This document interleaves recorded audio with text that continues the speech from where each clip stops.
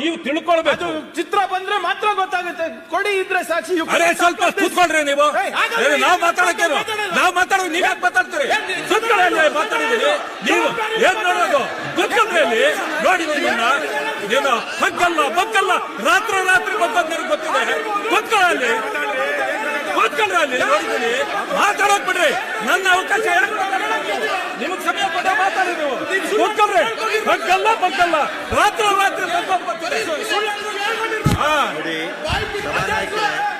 ನೋಡಿ ಹೇಳ್ರಿ ಅಲ್ಲಿ ನೀವು ಸಭಾನಾಯಕರಾಗಿ ಹೇಳ್ರಿ, ನಿಮ್ಮವ್ರಿಗೆ ಬುದ್ಧಿ ಹೇಳ್ರಿ. ಹಕ್ಕಲ್ಲ ಬಕ್ಕಲ್ಲ ರಾತ್ರಿ ಜಮೀನುಗಳೆಲ್ಲ ಒಡೆಯೋದು ರಾತ್ರಿ ವಾಪಸ್ ಕೊಡೋದು ಗೊತ್ತಿದೆ ನಮಗೂ. ಜಮೀನುಗಳು ಲೂಟಿ ಮಾಡೋರು ರಾತ್ರಿ ಜಮೀನು ಲೂಟಿ ಮಾಡೋದು, ಬೆಳಗ್ಗೆ ವಾಪಸ್ ಕೊಟ್ಬಿಟ್ಟು ಹಕ್ಕಲ್ಲ ಬಕ್ಕಲ್ಲ. ನಮಗೂ ಗೊತ್ತಿದೆ. ಜಮೀನುಗಳೆಲ್ಲ ಒಡೆಯೋದು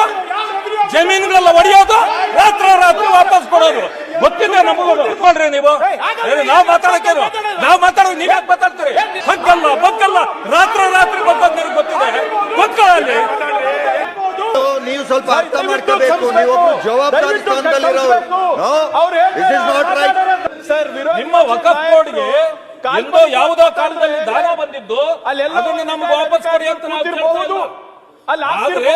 ನೀವು ತಿಳ್ಕೊಳ್ಬೇಕು. ಚಿತ್ರ ಬಂದ್ರೆ ಮಾತ್ರ ಗೊತ್ತಾಗುತ್ತೆ. ಕೊಡಿ ಇದ್ರೆ ಸಾಕ್ಷಿ. ಅರೆ ಸ್ವಲ್ಪ ಕೂತ್ಕೊಳ್ರಿ ನೀವು. ನಾವು ಮಾತಾಡೋದು ನೀವ್ ಯಾಕೆ ಮಾತಾಡ್ತೀರಿ? ಕೂತ್ಕೊಳ್ಳಿ, ಮಾತಾಡಿದೀರಿ ನೀವು ಏನ್ ನೋಡೋದು? ಕೂತ್ಕೊಳ್ರಿ ಅಲ್ಲಿ ನೋಡಿ. ನೀನು ಹಕ್ಕಲ್ಲ ಬಕ್ಕಲ್ಲ ರಾತ್ರಿ ಬಂದದ್ದು ನನಗೆ ಗೊತ್ತಿದೆ. ಕೂತ್ಕೊಳ್ಳಿ ಅಲ್ಲಿ ನೋಡಿದ್ದೀನಿ. ಮಾತಾಡೋಕ್ ಬಿಡ್ರಿ, ನನ್ನ ಅವಕಾಶ ನಿಮಗ್ ಸಮಯ ಕೊಟ್ಟ ಮಾತಾಡಿ. ನೀವು ಕೂತ್ಕೊಳ್ರಿ. ಹಕ್ಕಲ್ಲ ಬಕ್ಕಲ್ಲ ರಾತ್ರಿ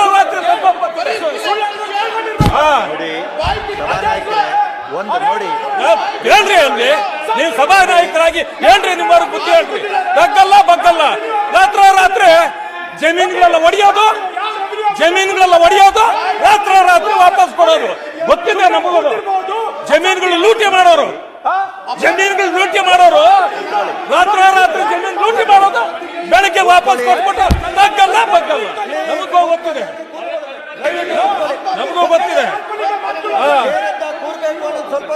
ಕೂತ್ಕೊಳ್ರಿ, ಮಾತಾಡಕ್ ಬಿಡಿ. ನೀವು ಮಂತ್ರಿ ಇದ್ದೀರಿ, ನೀವು ಅರ್ಥ ಮಾಡ್ಕೊಂಡು ಉತ್ತರ ಕೊಡೋ ಸ್ಥಾನದಲ್ಲಿರುವಂತವ್ರು.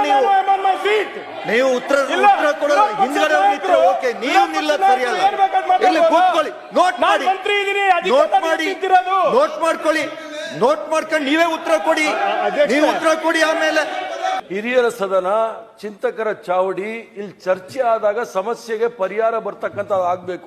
ಇಲ್ಲಿ ಭಾಷಣ ಮಾಡಿ ಈಗಾಗಲೇ ಕರ್ನಾಟಕ ರಾಜ್ಯದಂತ ಒಂದು ಭಯದ ವಾತಾವರಣ ಸೃಷ್ಟಿ ಮಾಡಿದ್ದಾರೆ. ಇನ್ನೊಂದಷ್ಟು ಭಯದ ವಾತಾವರಣ ಸೃಷ್ಟಿ ಆಗಬಾರದು. ಸಮಸ್ಯೆಗೆ ಪರಿಹಾರ ಇರ್ಬೇಕಾದ್ರೆ ಆ ರೀತಿ ಭಾಷಣ ನಡಿಬೇಕು. ಇಲ್ಲಿ ಚಿಂತಕರ ಚಾವಡಿ ಅಂತ ಹೇಳ್ಸ್ಕೊಳ್ಳೋದು ಯಾಕೆ?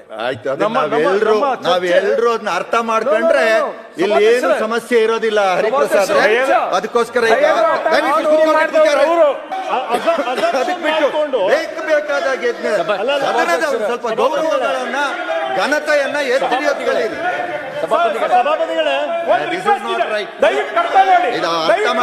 ನೀವೆಲ್ಲ ಬುದ್ಧಿವಂತರಿದ್ದೀರಿ, ಎಲ್ಲರೂ ಜವಾಬ್ದಾರಿ ಸ್ಥಾನದಲ್ಲಿ ಕೆಲಸ ಮಾಡ್ತವ್ರು ಇದ್ದೀರಿ. ನೀವು ಈಗ ಮಾಡೋದು ಸರಿಯಲ್ಲ. ಇದು ನೋಡಿ,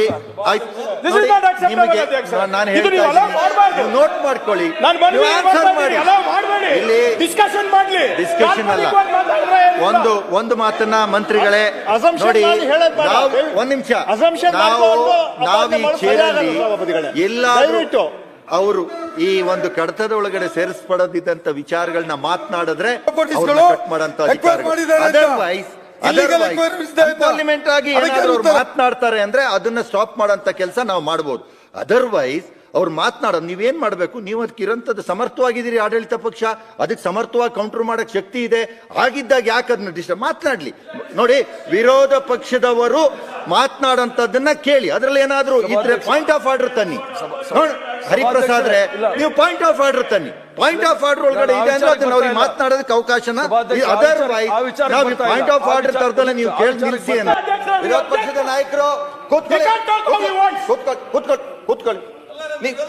ಕೂತ್ಕೊಳ್ಳಿ, ನೀವು Officers ಕೂತಿದ್ದಾರೆ. ಸಿದ್ದರಾಮಯ್ಯ ಮಾತ್ರ ಆಗುತ್ತೆ. ಏನು ಕೂರ್ಬೇಕು ಅಂತ ನೋಡಿ. ನೀವುಗಳು ಅವ್ರು ಮಾತನಾಡ್ಬೇಕಾದ್ರೆ ಕೇಳ್ತಾ ಇದ್ದೀರಿ, ನೋಟ್ ಮಾಡ್ಕೊಳ್ಳಿ, ಅದು ಕೌಂಟರ್ ಮಾಡಿ. ನಾವು ಕೌಂಟರ್ ಮಾಡೋದು ಬೇಡ ಅಂತ ಯಾರು ಹೇಳೋದಿಲ್ಲ, ಆದ್ರೆ ಅವ್ರಿಗೆ ಪೂರ್ಣ ಮಾಡೋದಕ್ಕೆ ಬಿಡಿ. ಈಗೇನು ಅಂತ ಹೇಳಿದ್ರೆ ನಿಲುವಳಿ ಸೂಚನೆ ನೋಡಿ. ಸಭಾಪತಿಗಳೇ, ದಯವಿಟ್ಟು ಮಂತ್ರಿಗಳು ನೀವು ಸ್ವಲ್ಪ ಅರ್ಥ ಮಾಡ್ಕೋಬೇಕು. ನೀವೊಬ್ರು ಜವಾಬ್ದಾರಿ ಸ್ಥಾನದಲ್ಲಿರೋರು. This is not right. ನೀವು ಪ್ರತಿ ಸಂದರ್ಭದಲ್ಲಿ ಹೇಳ್ತಾ ಇದ್ದೀರಿ ನೀವು ಮಂತ್ರಿ ಆಗಲ್ಲ. ಇದು ಮೇಲ್ಮನೆ ಈ ಒಂದು ನಿಲುವಳಿ ಸೂಚನೆಗೆ ನೀವು ಸಹಿ ಮಾಡಿದ್ದೀರಿ, ನಿಮ್ಗೆಲ್ರಿಗೂ ಅವಕಾಶ ಕೊಡ್ತೀನಿ.